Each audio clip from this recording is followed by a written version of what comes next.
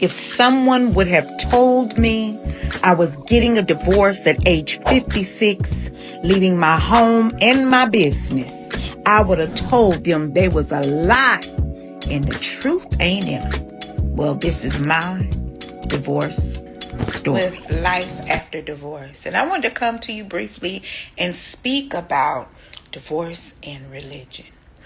I recognize that a lot of people will try to keep you bound to an unhealthy marriage. Your marriage can be extremely abusive, mentally, emotionally, and physically.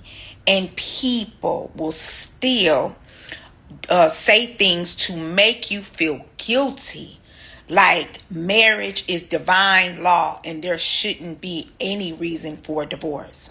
It should be death to until us part, right? Death do us part, as they say in the vows.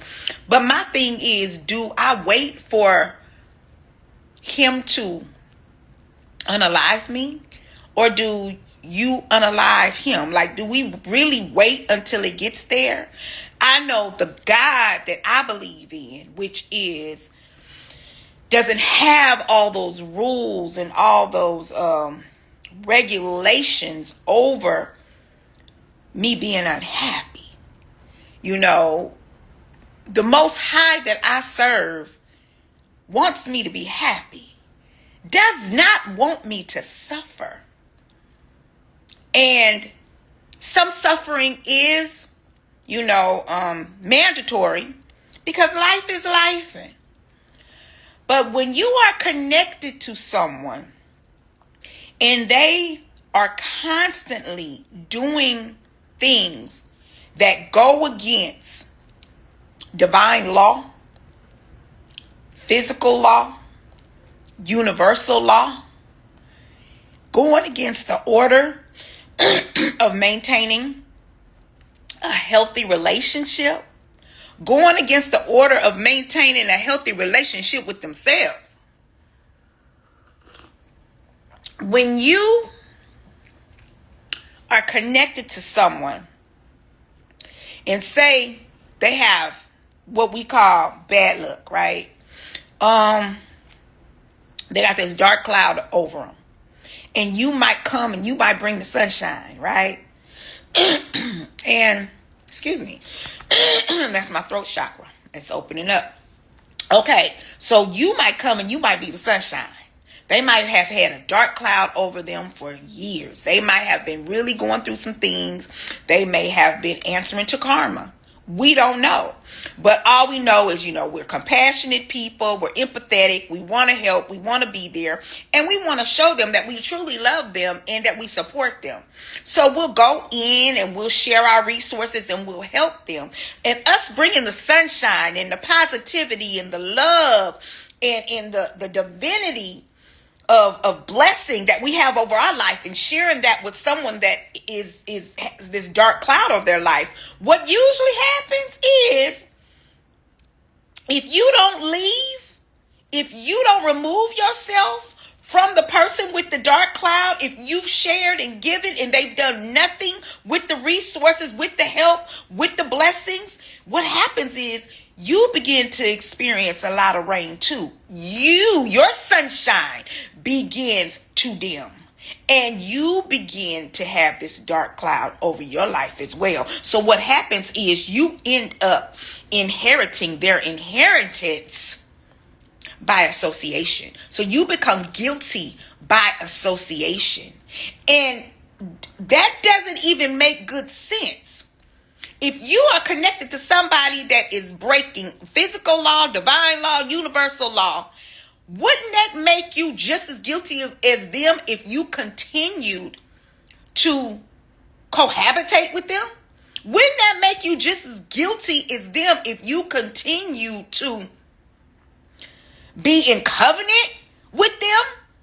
Even though you may not be doing some of the same things, you are just as guilty by association, beloved. Especially if you have spoken with the person, you've spoken with your loved one, you've done things, you've given advice, you've given structure, you've given things that help with reconditioning and course correction. If there's no course correction and you've given advice, you've shared opportunity, you've given wisdom, you've given, sacred space and love to make change possible for that individual, and they still don't do it, you are guilty by association. So you will receive the same fate as the person you are connected to, the person you are in covenant with.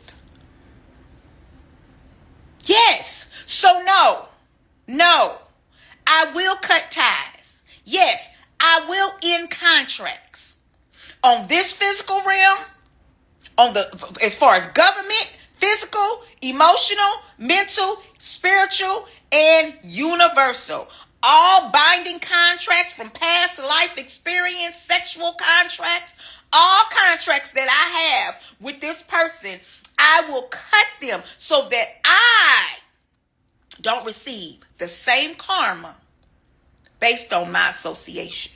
And that's something I want you to think about, all of you religious thumping people that come and make people feel guilty or tell them, you want to condemn them because they chose to divorce and they chose to relieve themselves and release themselves from an unhealthy and abusive situation.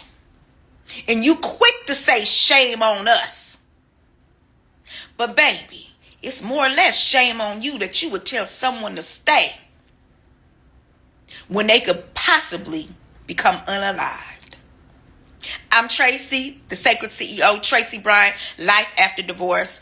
Go ahead, look in the actual description, and we have a link to my free ebook, Heartbreak to Happiness, 10 Steps to Recovering from Divorce. And if you are over 40 and divorced, join us over at the Rebirth Collective community on Facebook, where we are rejoicing and recovering from divorce. Peace and blessings.